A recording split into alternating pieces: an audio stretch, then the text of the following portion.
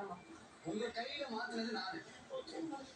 So rayon கொண்டாந்து ஒரு பொம்மையை கொடுத்தாரு பிக் பாஸ். பொம்மையை கொடுத்துட்டு ராணுவ பொம்மையை வாங்கி அங்க போடலாம்னு சொல்லி இந்த பொம்மையை கொடுத்தாரு. அதை நான் வாங்கி வச்சிருந்தேன். வச்சதுக்கு அப்புறம் தான் தெரிஞ்சது அது வந்து தர்ஷிகாவோட பொம்மைன்னு தெரியுது பிக் பாஸ். அது ரூல் படி நாங்க பண்ணது சரியா இல்லையாங்கிறது எனக்கு ரொம்ப குழப்பமா இருக்கு பிக் பாஸ்.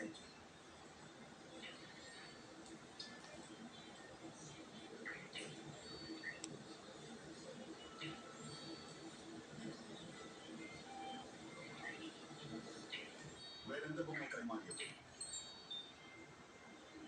வேற யாரோட பொம்மை? அது ராணுவ கைமாறின பொம்மை ராணுவ.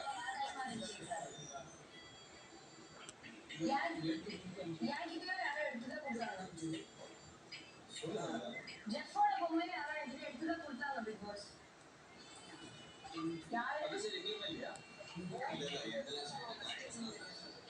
பால்பிட்ல இருந்து நான் பொம்மையை எடுக்காத நபர் யார்?